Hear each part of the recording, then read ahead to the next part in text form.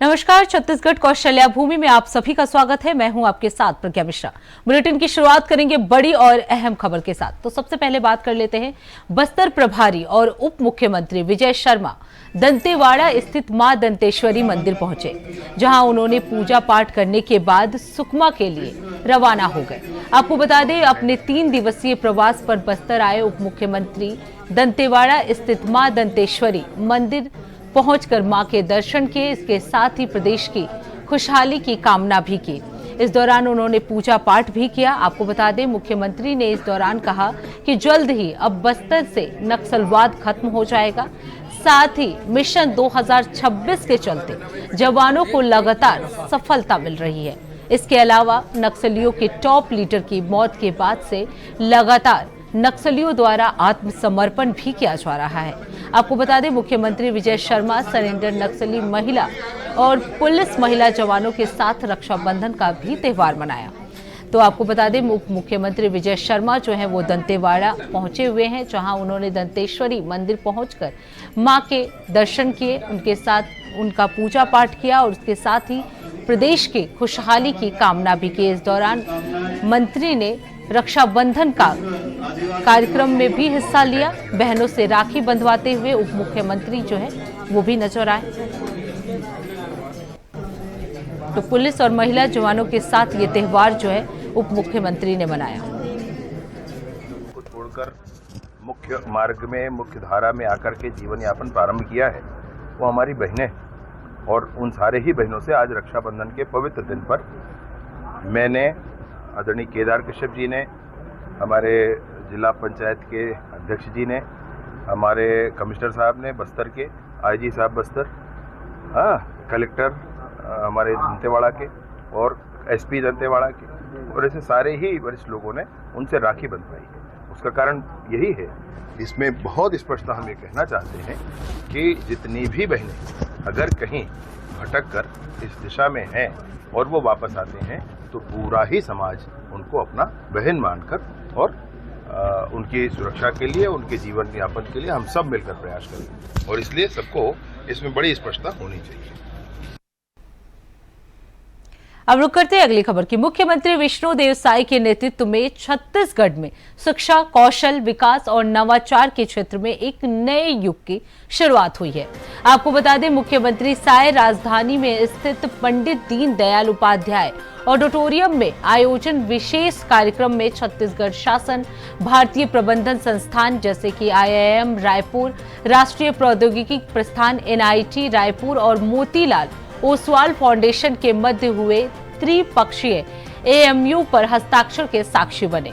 इस समझौते के अंतर्गत स्थापित होने वाले उद्यमिता केंद्र का निर्माण वर्ष 2025-26 में प्रारंभ किया जाएगा। आपको बता दें, इसे वर्ष 2027-28 तक पूर्ण रूप से क्रियाशील करने का लक्ष्य निर्धारित किया गया है। आपको बता दें, इस दौरान मुख्यमंत्री विष्णुदेव साय ने कहा कि हस्ताक्षरित AMU से छत्तीसगढ़ अंजोर विजन को साकार करने में महत्वपूर्ण सहायता प्राप्त होगी। इस साझेदारी से प्रदेश में गांव-गांव तक शिक्षा, कौशल विकास और नवाचार की क्रांति पहुंचेगी, जो युवाओं को आगे बढ़ने के लिए प्रेरित करेगी। आपको बता दें, मोतीलाल ओसवाल फाउंडेशन ने IIM रायपुर और NIT रायपुर को कुल 172 करोड़ रुपए का दान देने का घोषणा किया है। इसमें 101 करोड़ रुपए IIM रायपुर को और 71 करोड़ रुपए जो है वो NIT रायपुर को प्रदान किए जाएंगे। हस्ताक्षर के साक्षी बने मुख्यमंत्री विष्णुदेव साय ने कहा कि ये युवा किसी भी राष्ट्र की सबसे बड़ी ताकत बन सकते हैं, इसलिए NIT को 172 करोड़ का योगदान दिया जा रहा है।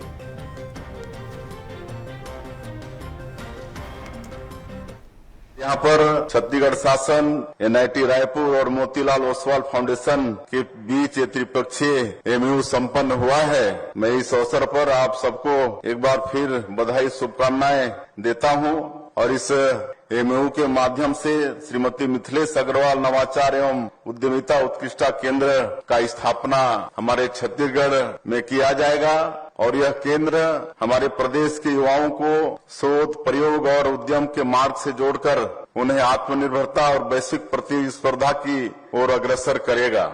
मैं इस अवसर पर इस पहल में सहभागी सभी संस्थाओं का हृदय से अभिनंदन करता हूं।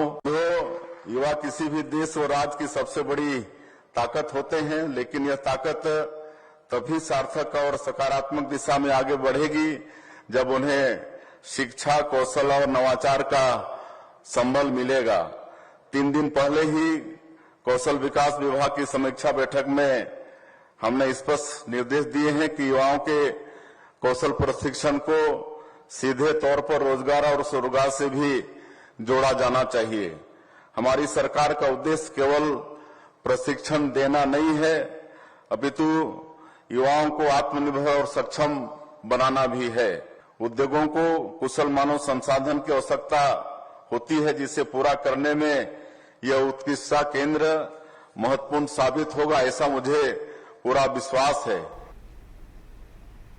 अब रुक करते हैं अगली खबर की। रायपुर में प्रदेश की 72,000 मितानिनें अपनी 3 सूत्रीय मांगों को लेकर 7 अगस्त से तूता धरना स्थल पर अनिश्चितकालीन हड़ताल पर हैं। आपको बता दें, मितानिन संघ की सपना चौबे ने बताया कि यह आंदोलन संभागवार बढ़ेगा।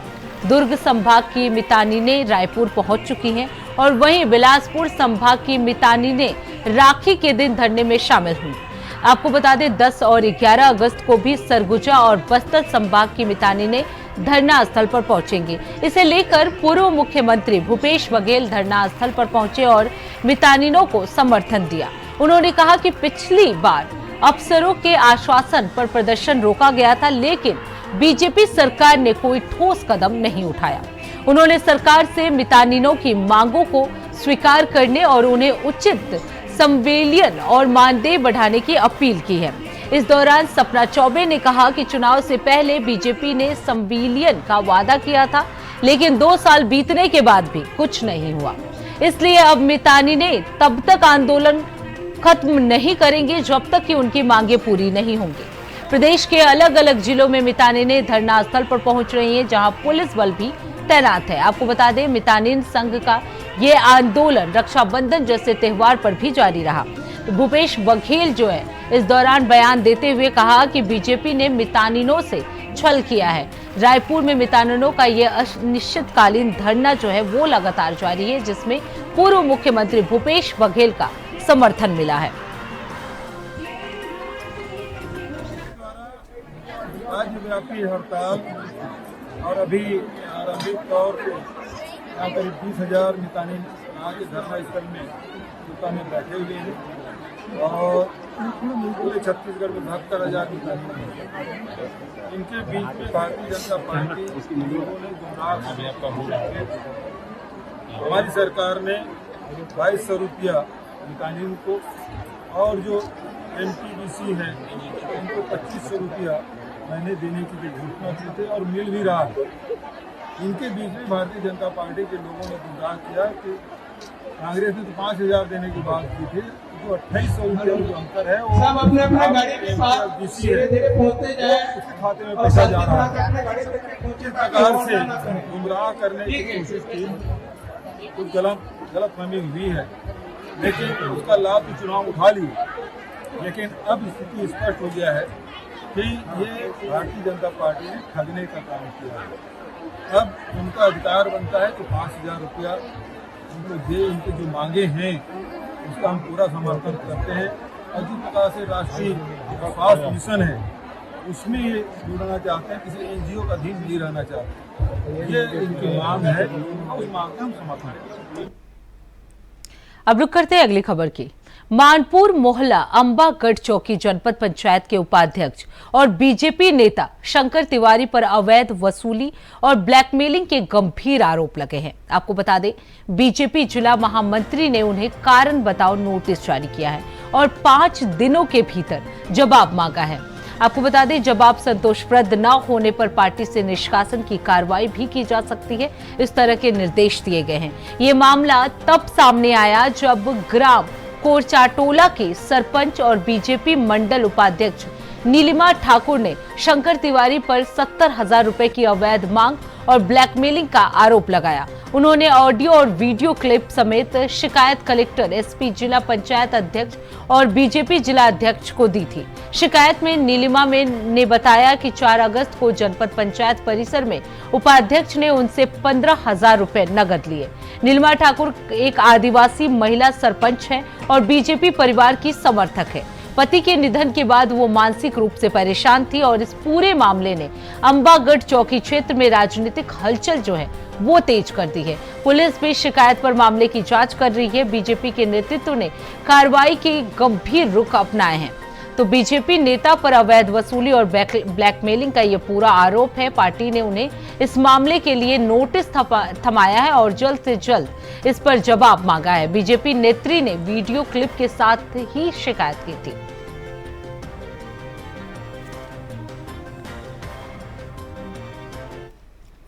राज्यव्यापी हड़ताल और अभी आरंभिक तौर पर यहाँ करीब 20,000 मितानी आज धरना स्थल में दुकानें बैठे हुए हैं और पूरे छत्तीसगढ़ में 72,000 मितानी हैं।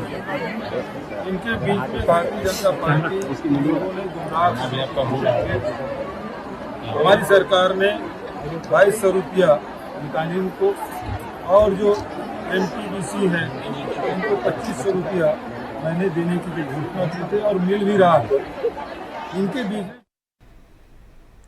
अब रुक करते हैं अगली खबर की। छत्तीसगढ़ में वोटर लिस्ट को लेकर सियासत गर्मा गई है।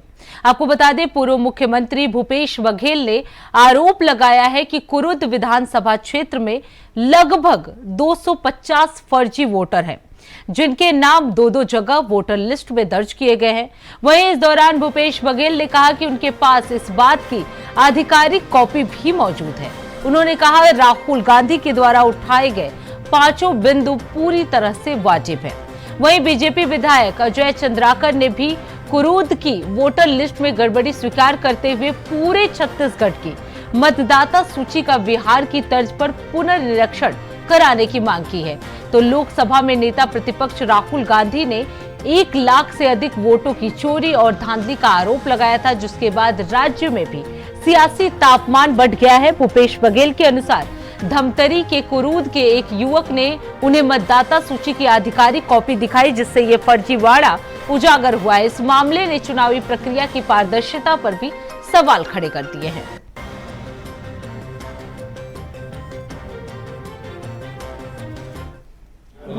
साथी आया था मेरे पास भैया और उन्होंने सरकारी वेबसाइट से निकाला, जिसमें से पूरी विधानसभा में जो मतदाता थे उसमें करीब 250 मतदाताओं की सूची लेकर आया, जो अभनपुर में है या रायपुर में है। मतलब 2-2 जगह उसका नाम है। तो यहाँ भी चोरी हुई है, ये तो दिखाई दे रहा है। यदि शहरों में और विशेष रूप से ग्रामीण क्षेत्र है, शहरों में तो और अधिक निकलता है। आपको याद होगा तो उस समय पिछले 3-4 इलेक्शन पहले बिलासपुर में एक ही घर में 150 से अधिक मतदाता निकले थे। भिलाई में एक क्वार्टर में 86 लोग थे। तो शहरों में इस प्रकार की शिकायतें यही है और भारतीय जनता पार्टी पुराना खेल है। और राहुल जी ने सही पकड़ा है कि फर्जी मतदान, एक जगह एक आदमी कई जगह नाम, और जो 5 बिंदु में उन्होंने जो बात कही है वो बिल्कुल सही है। श्री भूपेश बघेल जी को यदि कुरुद के मतदाता सूची में कोई गड़बड़ी मिली है, जहां से मैं विधायक हूं, तो मैं बिल्कुल मांग करता हूं इस बात की कि पूरी मतदाता सूची का, छत्तीसगढ़ की पूरी मतदाता सूची का बिहार की तरह गहन पुनर्निरीक्षण होना चाहिए और भूपेश बघेल जी को भी इसका समर्थन करना चाहिए। और छत्तीसगढ़ में गड़बड़ी के आरोप लगाने के पहले, चूंकि वो कांग्रेस के राष्ट्रीय पदाधिकारी हैं, उनको ये पहल सुनिश्चित करना चाहिए कि कांग्रेस शपथ पत्र दे निर्वाचन आयोग में, कांग्रेस ईमेल का जवाब दे, कांग्रेस बिहार की मतदाता सूची का जो प्रथम प्रकाशन हुआ है उसमें आपत्ति ले। उसकी हालत ये है कि पूरे बूथ लेवल जो एजेंट होते हैं BLO, वो सभी बूथों में बिहार में नियुक्त नहीं कर पाई है, उसकी संगठन क्षमता नहीं है। इन बिंदुओं पर कांग्रेस क्यों चुप है, वैधानिक प्रक्रिया का पालन क्यों नहीं कर रही है? इस पर भी माननीय भूपेश बघेल जी को बात करनी चाहिए। और छत्तीसगढ़ के कुरुद में यदि गड़बड़ी है तो उसको गहन पुनर्निरीक्षण की मांग पूरी मतदाता सूची की छत्तीसगढ़ में हो, इसकी मांग करनी चाहिए और हम इसका समर्थन करते हैं। अब रुक करते हैं अगली खबर की। खबर बलौदा बाजार से है, जहां गांव-गांव में अवैध रूप से शराब की बिक्री और नशा पान और अवैध गांजा नशा के कारण गांव का माहौल खराब होता जा रहा है, जिसके कारण समाज, परिवार और गांव तीनों बर्बाद हो जा रहे हैं। आपको बता दें, नशा को समाप्त करने आज जिला पुलिस प्रशासन के द्वारा महिला कमांडो का सम्मेलन आयोजित किया गया। इस सम्मेलन को संबोधित करते हुए पुलिस अधीक्षक भावना गुप्ता ने कहा कि आपको कैसे नशा मुक्ति गांव करना है। नशा सबसे पहले अपने घर से समाप्त करना है, उसके बाद गांव में कोई अवैध शराब बेचता है या गांजा बेचता है तो उसे मना करना है। नहीं मानने पर आपको समाधान हेल्प में व्हाट्सएप करना है। पुलिस अपराधियों के खिलाफ सख्त कार्रवाई करेगी। आपको सिटी दी गई है। जिला स्तर महिला कमांडो सम्मेलन जो है इस दौरान किया गया, जिसमें नशा के कारण गांव के माहौल को लेकर बातचीत की गई। अपराधियों के खिलाफ सख्त कार्रवाई के भी इस दौरान आदेश दिए गए। जैसा कि आपको ज्ञात है कि बलौदा बाजार भाटापारा पुलिस के द्वारा लगातार जो है झगड़ालू गांव और ऐसे गांव जहां पे विवाद की परिस्थितियां उत्पन्न हो सकती हैं, अवैध शराब की शिकायतें ज़्यादा है, वहां पे काम किया जा रहा है। ऐसे 100 गाँव का चिन्हांकन करके कुछ दिन पूर्व सरपंच सम्मेलन किया गया था। उसी कड़ी में आज जो है सभी गाँव में महिला कमांडो का गठन किया गया है, लगभग 100 गाँव में। और उन सभी गठित पदाधिकारियों की आज जिला स्तरीय मीटिंग ली गई है और किस प्रकार से उनको कार्य करना है, उनके विचार और जागरूकता के कार्यक्रम के लिए उनको ब्रीफ किया गया है। साथ ही जो महिला बाल विकास और हमारे कौशल बाल विकास से अधिकारीगण हैं, उन्होंने भी संबोधित किया है किस प्रकार से शासन की योजनाओं का वो लाभ उठा सकते हैं, कैसे पुलिस प्रशासन को डायरेक्टली शिकायतें पहुंचा सकते हैं और किस प्रकार से अपने गांव में सामाजिक एक मुहिम चलाते हुए शराबबंदी और नशा मुक्ति के विषय में कार्य कर सकते हैं। इसमें बहुत सार्थक पहल आज यहाँ पे देखने को मिली। कुछ लोगों को सम्मानित भी किया गया, कुछ सामग्री भी वितरित की गई। सभी जो महिला कमांडोज हैं उनको जो है गश्त की सामग्री जैसे विसल और अन्य केन, लाठी, ये सब उनको दिया गया है ताकि गश्त करते समय उनको सहयोगी हो।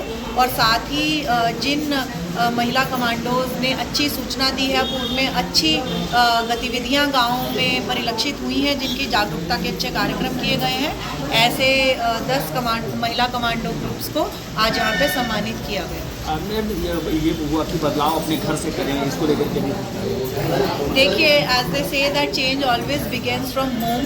अगर हमको बदलाव करना है, सबसे पहले उसकी सोच रखनी होगी और जो है अपने घर से, अपने परिवार से, वहाँ से बदलाव की शुरुआत करनी होगी। और जिस दिन हमारी महिला शक्ति इसको ठान लेगी तो निश्चित रूप से बदलाव होगा और समाज में एक बेहतर परिकल्पना लागू होगी। अब रुक करते हैं अगली खबर की। खबर रायपुर से है, जहां राजधानी के विधानसभा थाना क्षेत्र में एक देवर ने अपनी भाभी को बीच सड़क पर मार डाला। बताया जा रहा है कि रात देवर देवरानी के बीच झगड़ा हुआ था, तो घर पे मौजूद भाभी ने बीच में टोकते हुए देवरानी का पक्ष लिया और देवर को समझाने लगी। इस दौरान देवर ने गुस्से में किचन में रखा चाकू उठाया और हमला कर दिया। हमले में घायल भाभी बचने के लिए घर से बाहर दौड़ी, जिसके बाद करीब 200 मीटर तक सड़क पर आरोपी ने अपनी भाभी को मारने के लिए दौड़ाया। सड्डू स्थित पेट्रोल पंप के पास जब वो गिरी तो देवर ने गले में चाकू से वार कर दिया, जिससे उसकी मौत हो गई। पुलिस ने आरोपी को चाकू के साथ गिरफ्तार कर जेल भेज दिया है।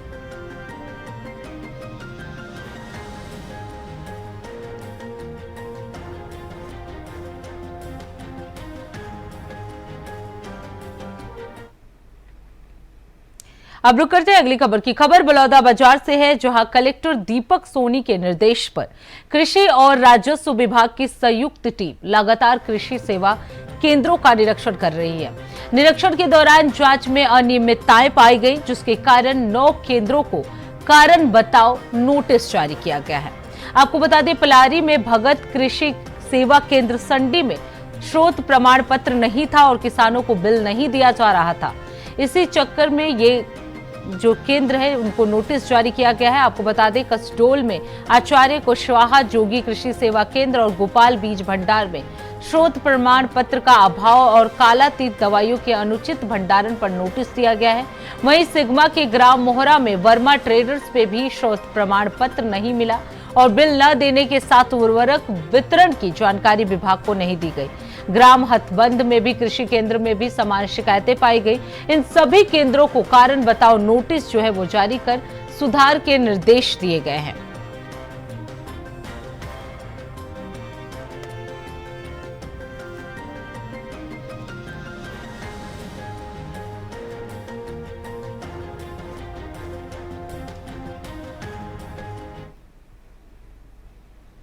अब रुक करते हैं अगली खबर की। खबर बलौदाबाजार से है, जहां रक्षाबंधन के अवसर पर कलेक्टर दीपक सोनी ने मंडी परिसर स्थित मनोविकास केंद्र में रक्षाबंधन मनाकर प्रेम और अपनत्व का सुंदर उदाहरण पेश किया। केंद्र की बालिका पोषिता वर्मा ने कलेक्टर को राखी बांधी, जिस पर कलेक्टर ने उन्हें स्नेहपूर्वक उपहार भेंट किया। बच्चों ने अपने हाथों से तैयार गिफ्ट हैम्पर से मिलेट से बनी कुकीज और मोमबत्तियां भी दी, जो उन्हें व्यावसायिक प्रशिक्षण के तहत बनानी सिखाई जाती है। कलेक्टर ने बच्चों की मेहनत और प्रतिभा की सराहना की और कहा, रक्षाबंधन सिर्फ भाई बहन का त्योहार नहीं बल्कि समाज में प्रेम और अपनापन बढ़ाने का भी माध्यम है। मनोविकास केंद्र विशेष शिक्षा, थेरेपी, व्यावसायिक प्रशिक्षण, मनोवैज्ञानिक परामर्श और खेल कूद गतिविधियां संचालित करता है ताकि बच्चे आत्मनिर्भर बन सके। तो इस दौरान कलेक्टर ने सभी को रक्षाबंधन की शुभकामनाएं दी और उनके उज्जवल भविष्य की कामना की।